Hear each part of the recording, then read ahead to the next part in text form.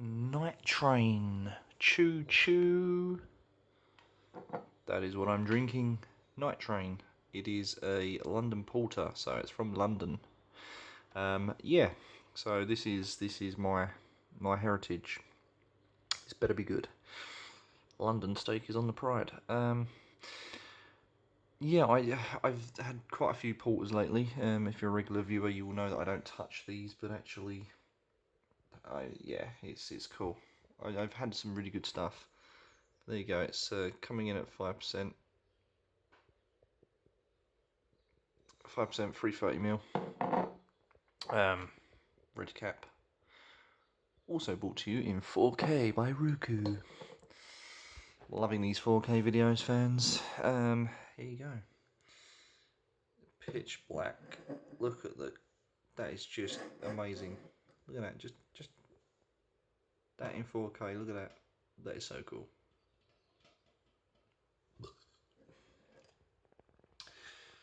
There's your head. Thin, watery looking. Almost yeasty.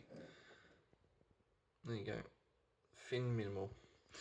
Yeah, so porters, I've had a few of these lately, and I'm getting into them. They seem to be quite decent, although a lot of them are sort of the same. There are a few out there that do vary, and those that do vary, that's what I'm interested in. I like it to be smooth, you know, I like that sort of richness that comes from it. So hopefully this will be on par. If it's not, then yeah, we'll look elsewhere for some porter. Ooh. Now that smells different. That is not chocolatey at all.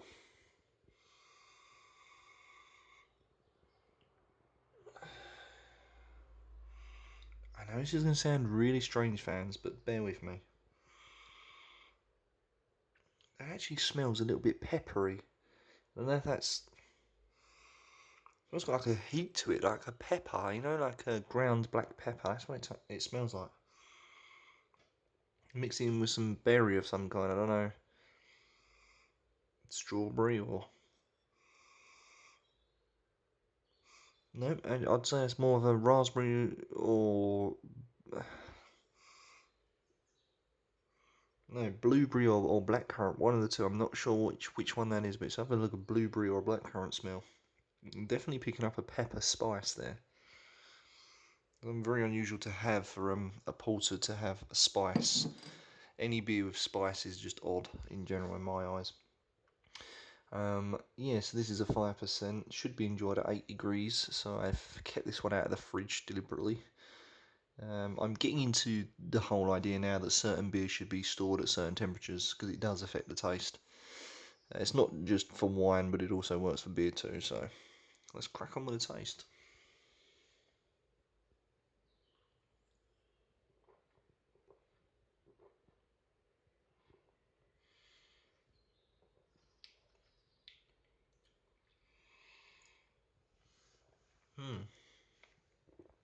A very weird combination of flavours going on there. It may be dark, but it's incredibly smooth. There's a slight bitterness in the body. The body is smooth, I'd say quite light as well, and fairly watery. But then weirdly I can definitely taste, and it's my favourite, I love the caramel.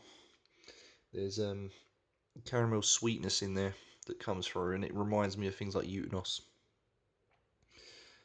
I'm still getting kind of that blackcurrant taste as well. I think it's more blackcurrant than blueberry, what I mentioned earlier. You know, when I was smelling it, I could smell what I thought was blueberry blackcurrant, but actually to me now upon tasting, I would say it's more of a blackcurrant. There's a little hint of iron in there as normal. It's quite malty as well, but at the same time it's a cross between bitter, hop and malt. So all three are kind of battling it out, which cancels each other out quite nicely.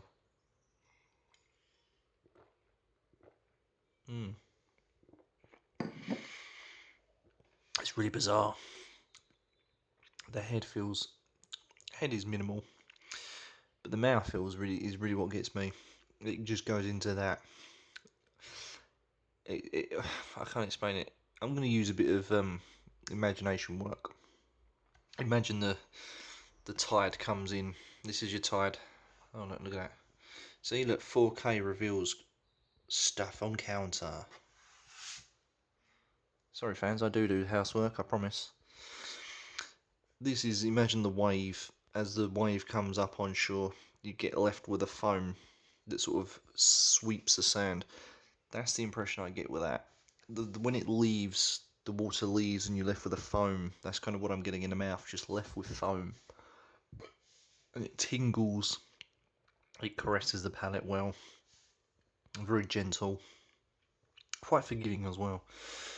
This isn't quite the Moorish porter I was hoping it would be.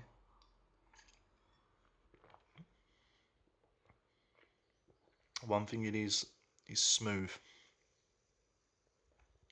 And there is no... Oh, look, there is a bit of lacing there.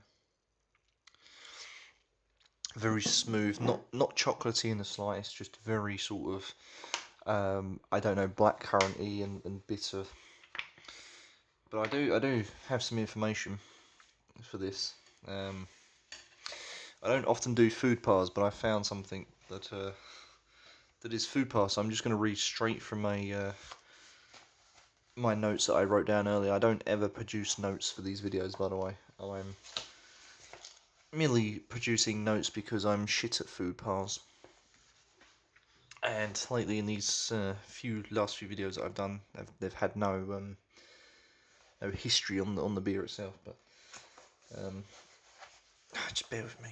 Right.